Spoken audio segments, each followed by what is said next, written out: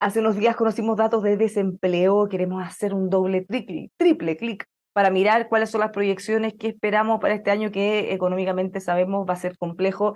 Si bien hemos tenido algunas noticias quizá un poco más esperanzadoras, vamos a estar conversando de esto en profundidad junto a Juan Bravo, economista y director del Observatorio Contexto Económico de la Universidad Diego Portales. ¿Cómo estás, Juan? Muy buenos días, bienvenido. Hola Bárbara, muy buenos días, muchas gracias por la invitación. Bueno, partamos con las cifras de desempleo que conocimos de línea hace unos días. ¿Qué conclusiones podemos ir sacando, tanto por encima como ya profundizando en más detalle? Ujú. Sí, lo que nos están mostrando las cifras es que se está deteriorando paulatinamente el mercado laboral. Si vemos las cifras de creación de empleo, si bien se crea empleo respecto al año anterior todavía, se ha ido desacelerando el ritmo de crecimiento del empleo. Por ejemplo, la cifra para el cuarto trimestre de 2022 nos muestra que el empleo creció 3,3% anual, pero el tercer trimestre de 2022 había crecido 6% anual. Y en el trimestre previo, el segundo de 2022, había crecido 9,9%. Entonces, la verdad es que de a poco los ritmos se han ido reduciendo, los ritmos de crecimiento del empleo. Eso por un lado. Ahora sí, cuando uno mira el empleo desestacionalizado, que elimina efectos ya sea del invierno, del verano, que hay efectos transitorios por las épocas estival o de invierno, eh, el 6 meses atrás. O sea, en los últimos 6 meses esta economía no está creando empleos, básicamente. ¿Mm? Entonces, ahí tenemos un primer elemento complejo en materia de creación de empleo. Luego, la tasa de desempleo también está aumentando respecto al año anterior. En el último dato sube 7 décimas, pasa de 7,2% a 7,9%. Entonces, se está deteriorando la situación en materia de desempleo. Este efecto ocurre fundamentalmente en las mujeres.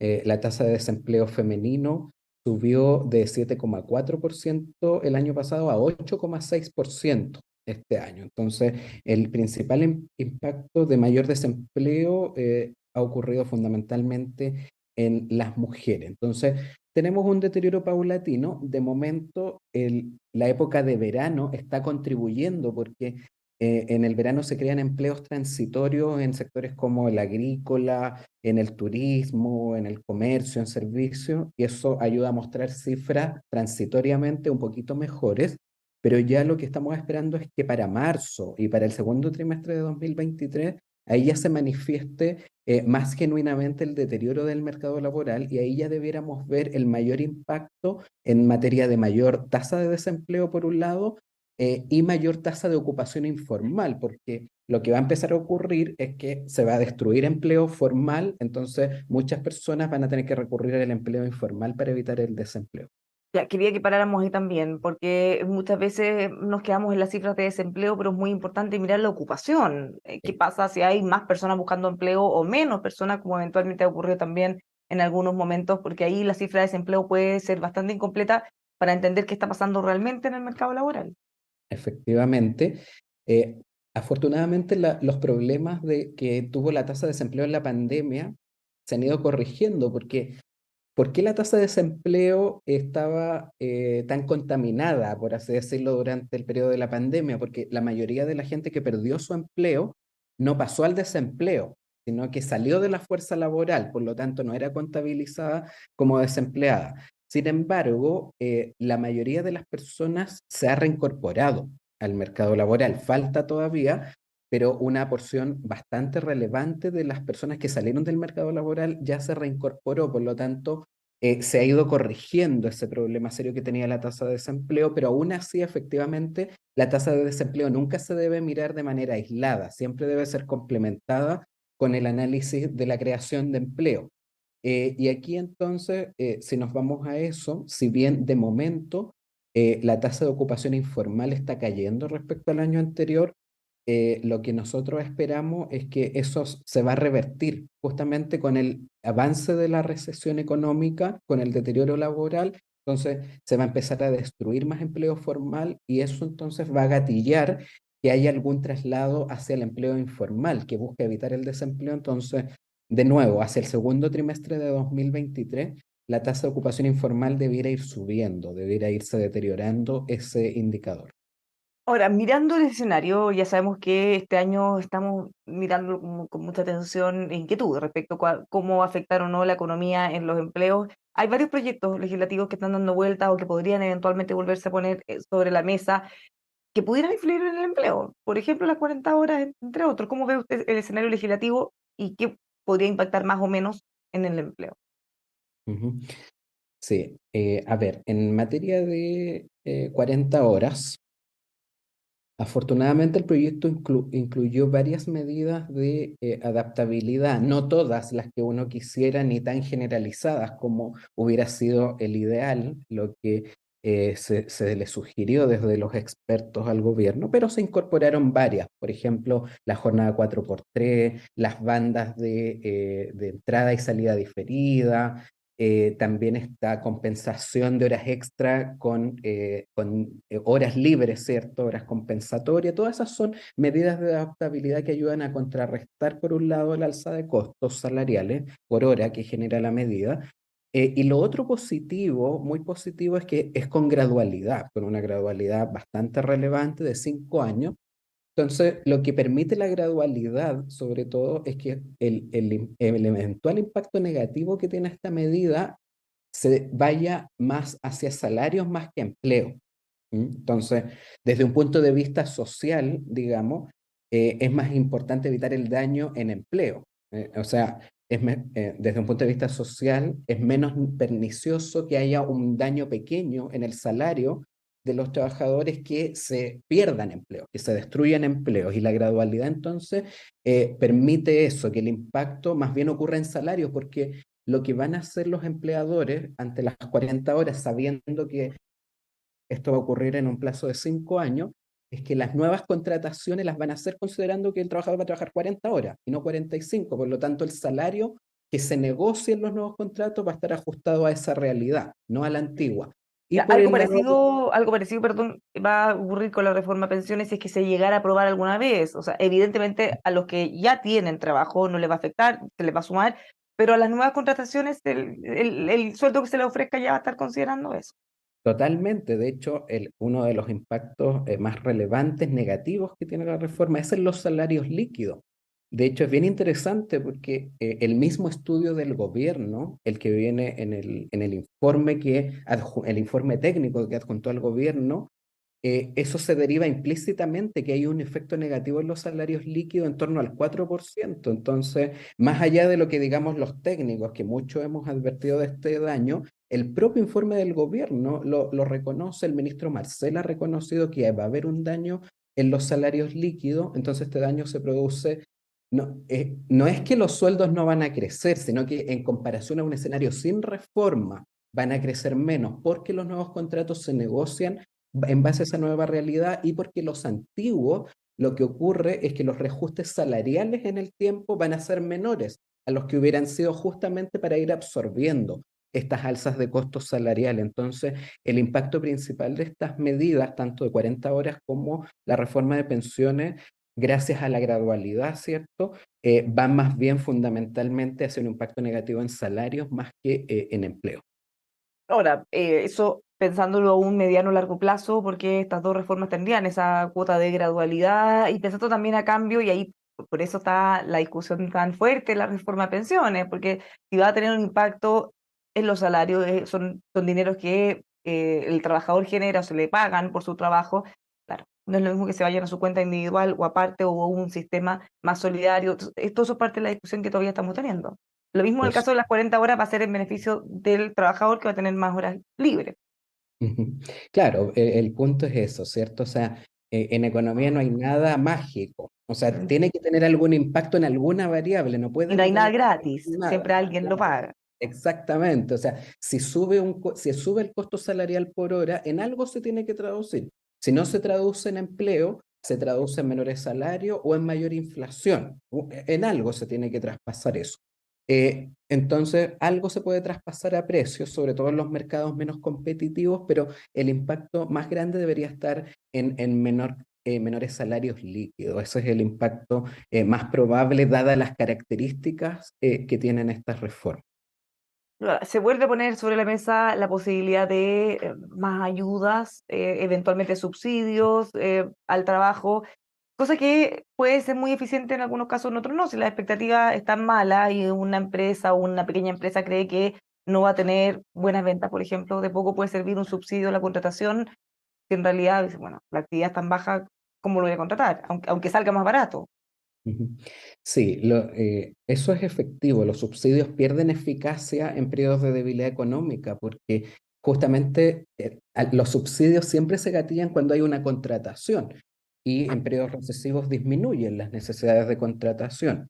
Entonces, tienen menos impacto. Ahora, eso no significa que no ayuden, ¿cierto? O sea, si no los tuviéramos, la situación sería aún peor y sobre todo considerando que esta recesión es algo transitorio, no es algo que va a durar años, ¿cierto? Sino que más bien estamos pensando que ya el segundo semestre de 2023 la economía ya se va a estar recuperando. Entonces, pensando que es algo transitorio, sí es razonable que los subsidios apoyen con un subsidio algunos meses, ¿cierto? Por ejemplo, 3 meses a las empresas mientras pasa este periodo recesivo. Entonces, si bien pierden eficacia los subsidios en periodos de debilidad económica, sí contribuyen y por lo tanto es razonable que estén en un paquete de medidas que busca combatir la recesión, ser contracíclico. Tenemos varias otras cosas dando vuelta, porque algo tiene que ver con la contratación y otra cosa con los despidos. Ha llamado mucho la atención un fallo de la Corte Suprema en un caso particular, en una demanda en particular de un trabajador que fue vinculado con la causal necesidades de la empresa. Y lo que se establece acá es que ya una automatización o un problema similar no calificaría como una necesidad de la empresa. Varios abogados que se dedican a la especialidad laboral dicen esto en realidad no hace más que constatar algo que ya en la práctica se está implementando hace mucho tiempo. Otros dicen, pues la Corte Suprema está legislando. ¿Cómo lo ven? ¿Y qué implica esto realmente? Claro. Sí, aquí el problema es que el Código del Trabajo pone ejemplos de causales de necesidad de la empresa, pero no la define. Entonces, lo que el Código del Trabajo es que dice, podrá haber despidos, ¿cierto? Por necesidades de la empresa, tales como las derivadas de la racionalización, de la modernización, ¿cierto? De procesos, por bajas en la productividad, por cambios en las condiciones de la economía. Da ejemplos, pero no lo define y por lo tanto eso significa en la práctica que son los tribunales los que tienen que terminar calificando esa situación. Entonces, yo creo que un primer problema es eso, que no hay una definición desde el Código del Trabajo que obliga a que los tribunales tengan que hacer interpretaciones. La Corte Suprema, en el fallo que tú mencionas, básicamente refuerza otros fallos anteriores donde ya se había manifestado respecto a esta causal. Y el concepto, la interpretación que hace la Corte Suprema es que para invocar esta causal, la situación que obligue al empleador a despedir debe ser grave y externa. Y esto es una interpretación. De hecho, si uno mira el fallo de la Corte Suprema, ve que cita varios autores, pero esto no es un consenso entre los abogados laborales. Hay diferentes interpretaciones, pero el que toma, la interpretación que toma la Corte Suprema es que debe invocarse una causal grave y externa. Entonces, ¿qué significa externa? Que no puede ser por la mera decisión del empleador, ¿cierto? Sino que tiene que concurrir algo externo a la empresa para que sea factible de invocar y que sea grave. O sea, la Corte Suprema dice, mira, tiene que estar en grave riesgo la sostenibilidad financiera de la empresa. Entonces, claro, le pone causales bien restrictivas para que sea posible invocar esta causal. Y esto claramente es una medida que atenta contra la eficiencia, porque la labor de cualquier empleador, de cualquier persona que administra un negocio, es justamente no llegar a situaciones donde la empresa está en riesgo de quiebra o de tener que cerrarse para actuar. A veces hay que hacer procedimientos, por ejemplo, de automatización, de racionalización de procesos, que lamentablemente implican desvincular a trabajadores, y por eso es que los seguros de cesantía en una economía deben ser fuertes, deben ser, ¿cierto?, que permitan a los trabajadores tener un ingreso mientras buscan otro empleo, pero esto genera una ineficiencia porque dificulta a las personas que administran un negocio poder hacerlo de manera eficiente. De hecho, Chile, en el último ranking de competitividad global que hace el Foro Económico Mundial, si bien Chile en general está bien posicionado, tiene una posición alta en el ranking, en el ítem de costos de terminar una relación laboral es donde está peor. Estamos en el lugar 116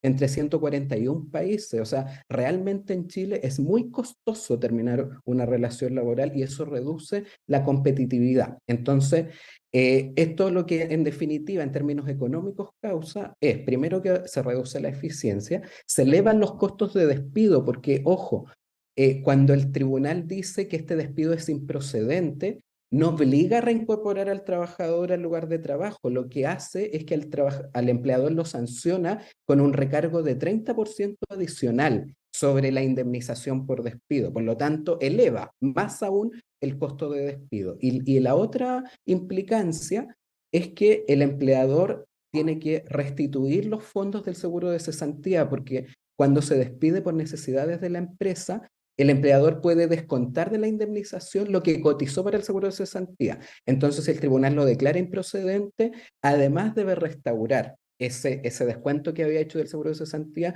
y reincorporárselo al trabajador. Por lo tanto, el efecto es subir los costos de despido de la empresa. Surgen varias dudas porque en este caso, por ejemplo, en particular, si una empresa no pudiera automatizar, considerando que ese trabajador no lo va a poder despedir, si es que esta fuera la causal, hemos visto en otros casos, otros debates, porque se intenta que no se pueda ejercer por parte de la empresa la polifuncionalidad o eventualmente que un trabajador que fue contratado para una cosa en específica pueda hacer otra. Entonces, claro, ¿qué salida tiene entonces la empresa? Porque uno podría pensar, bueno, que automatice y eventualmente ese trabajador lo capacite o lo envíe a hacer otras cosas o trate de buscar un círculo virtuoso para generar mayor productividad desde todas las áreas. Pero en este caso, si no pudiera desvincularlo y tampoco pudiera eventualmente destinarlo a otra labor, ¿qué hace entonces? Claro. Ese es el problema, ¿cierto? Que obviamente, en principio, si hay buena voluntad de ambas partes, lo que se esperaría es eso, que primero se trate de conversar con los trabajadores, capacitarlos, tratar de llevarlos a otras áreas, ¿cierto? En principio se espera que ese sea el comportamiento, que no haya voluntad de la primera opción despedir, pero a veces realmente el puesto deja de ser necesario. Eso es parte de cualquier negocio. Los negocios cambian, hay situaciones que provocan cambios, ¿cierto? En las situaciones del negocio no son, por definición, las condiciones de cualquier negocio no son estables, están cambiando todo el tiempo. Tenemos cambio tecnológico, ¿cierto? Que está operando, que cambia las demandas por bienes y servicios, cambia los patrones laborales. Entonces, pensar que una empresa no tiene que hacer cambio es absurdo. O sea, estamos en un ambiente de constante cambio por múltiples razones. Entonces, esto lo que hace es eso, encarecer, insisto, cuando se despide por esta causal y se declara como improcedente, que es equivocada, no va a obligar al empleador a restituirlo, pero sí lo que hace en la práctica es elevar el costo de la hace más costosa. Entonces, eso tiene varios efectos. Primero, que para las pymes primero es más costoso hacer cambios que son necesarios para su mayor eficiencia y por lo tanto a las pymes les agrava en mayor cuantía que a las grandes empresas, porque la gran empresa tiene más facilidad financiera de absorber un costo de despido mayor, pero para las pymes hacer un despido que además se lo recargan en 30%, la indemnización es extraordinariamente costoso. Y el otro impacto que tiene es que refuerza el impacto negativo sobre los jóvenes, porque esto está probado en los estudios, que la indemnización por despido abarata relativamente el despido de jóvenes. Y esa es una de las razones por qué los jóvenes tienen tasas de desempleo más alta, porque es más Claro. costoso pedir a las personas de mayor edad que llevan más tiempo que a los jóvenes. Entonces, esto agrava esa brecha y hace aún más, entonces, grave el problema de desempleo en el caso de los jóvenes. O sea, en un momento crítico, si hay que escoger entre dos trabajadores, siempre se va, o va a ser más tentador despedir a un joven que va a salir más barato, justamente por eso. Brevemente, en pocos segundos, porque ya se nos acabó el tiempo, pero todo este debate rebate, o sea, reabre nuevamente la posibilidad de hacer cambios a a la indemnización por años de servicio para que sea todo evento, por supuesto que distinta que ahora, con otros montos, pero siempre, y así darle más dinamismo y que los mismos trabajadores también, que quisieran cambiar, si no lo hacen para no perder esa indemnización, pudieran hacerlo.